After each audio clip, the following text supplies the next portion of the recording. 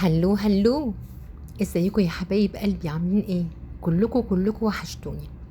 بصوا بقى، الفيديو ده النهارده مجهود 6 ساعات شغل، فطبعا زي ما انتم شايفين انا عامله اكتر من وصفه، لكن النهارده هاخد منهم حاجه واحده بس وهنزلها وصفه، وكل يوم بعد يوم هنزل لكم الوصفه اللي بعدها. النهارده هنعمل ايه؟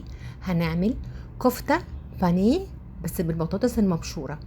يعني ايه كفته بانيه بالبطاطس المبشوره؟ نقول بسم الله ونصلي على الرسول ونشوف مع بعض هنعمل ايه. انا هنا عندي كيلو لحمه مفرومه من وش الفخده، 3 بطاطسات قشرتهم وهبشرهم على انعم مبشره عندك. شايفين البشر ناعم ازاي خالص؟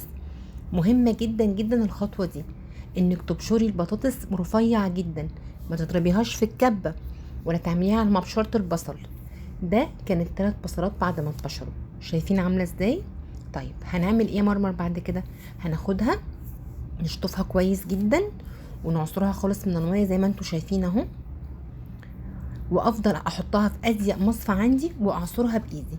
طبعا سامحوني انا بشتغل بايديا النهارده مش لابسه جلافز لسببين. اول سبب الجلافز اللي عندي خلص ومش لاقيه اجيب زي نفس النوع اللي كان موجود اللي بيمسك على الايد. تاني سبب انا بحب دايما لما بكون بعجن حاجه اعمل بايديا لان بحس بملمس الاشياء.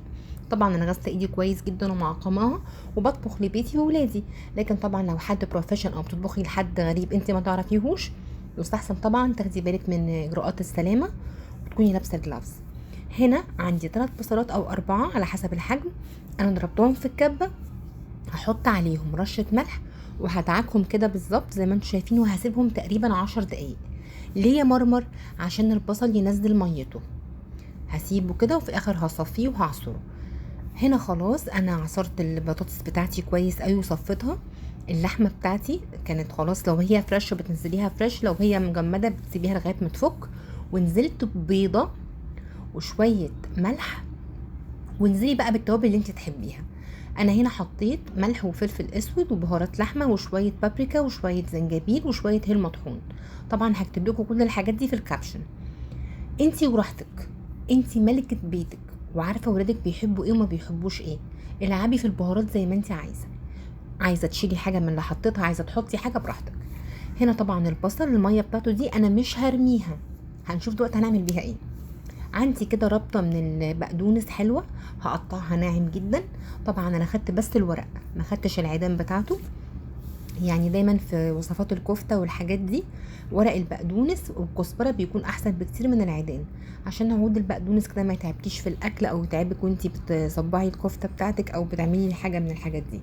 فدايما تاخدي بالك انك تقطعي الورق بتاعها زي الملوخيه كده ناعم، وتبداي كده بالسكينه على البلانشه بتاعتك او المخرطه، ابداي قطعيها زي الملوخيه او زي خضره المحشي. شوفي انت بتحبي ايه وانت بتعمليه، بس طبعا تاخدي بالك كويس جدا من السكينه لان بتبقى حاميه وممكن تعورك، وده حاجه مش كويسه خالص في المطبخ.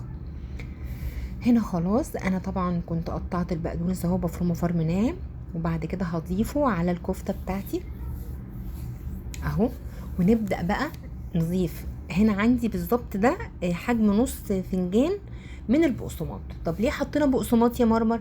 عشان اي سوائل موجوده من البطاطس او البصل او حتى من باقي اللحمه، البقسماط ده بتشربها، بتشرب الميه اللي فيها او السوائل، وبتقدر تخليني اصبع صباع الكفته كويس قوي.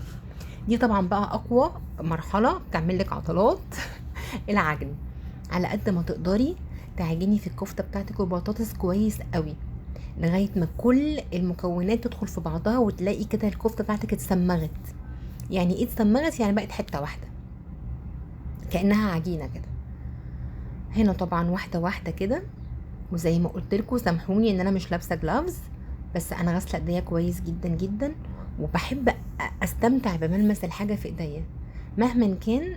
انت بتطبخي لاولادك فاكيد انت اكتر واحده خايفه عليهم وعلى صحتهم وسلامتهم. طبعا بعد ما هعجن الكفته دي وهسيبها، انا مش هصبعها على طول، انا كان عندي شويه وقت فسبتها تقريبا ساعتين في التتبيله. لو انت حابه تعملي الخطوه دي من بالليل هيبقى احلى واحلى. لو انت ما عندكيش وقت خالص وعايزه تشتغلي فيها على طول عادي مفيش اي مشكله، هتبقى برضو حلوه جدا وجميله. بس خدوا بالكم كده من التكنيك اللي احنا بنشتغل بيه، لان لسه في اكتر من خطوه مهمه لازم نعرفها. طب هنا بقى انا هعرف ان الكفته بقت ماسكه نفسها ازاي؟ الاختبار ده، تعمليها كده دايره في ايديكي وبعدين تبداي تصبعيها زي ما انتوا شايفين. لو لقيتها ماسكه نفسها ومش لينه يبقى كده حلوه قوي، انا مش محتاجه ازود بقسماط. لقيتها لسه طريه ممكن نزود شويه بقسماط كمان او معلقتين دقيق. طيب ميه البصل بقى يا مرمر اهو زي ما انتوا شايفين هنا، انا كده بعد ساعتين اخد كده مسحه في ايديا بميه البصل وابدا اصبع بيها الكفته بتاعتي. ايه فايدتها يا مرمر؟ بتدي طعم حلو قوي قوي للكفته، وبتساعدك جدا انك وانتي بتصبعيها ما تلزقش في ايديكي، ما تبقاش كده ايديكي اخده من الكفته بتاعتك ومش عارفه تتعاملي. يعني هي كانها زيت او كانها ايه ماده بتفصل ما بين ايدك وما بين الكفته عشان ما تلزقش فيكي. طبعا انا بوريكم هنا اكتر كده من مره عشان البنات اللي لسه بيتعلموا، ولكن طبعا كل الستات الحلوين اشطر مني وجمال وعارفين كل التركات دي. دي الكميه اللي عملتها كيلو. هنبدا بقى نعملها في البيض والبقسماط. انزل كده الكفته في البيض، طبعا البيض هتبله بالملح والفلفل، البقسماط هتبله بنفس التوابل اللي حطيتها على الكفته. انتي براحتك، حابه تزودي زودي، حابه تقللي قللي، التوابل دي لعبتك. اللي انتي عايزاه وحباه وحاسه ان ولادك بتحبوا وانتي بترتاحي لنكهته اعملي. هنا طبعا عندي بقى الطاسه بتاعتي زيت غزير سخن وننزل بالكفته، وده كان الشكل النهائي بتاعها. اتمنى تكون عجبتكم، ما تنسوش تعملوا لايك وشير، واشوفكم على خير. باي باي.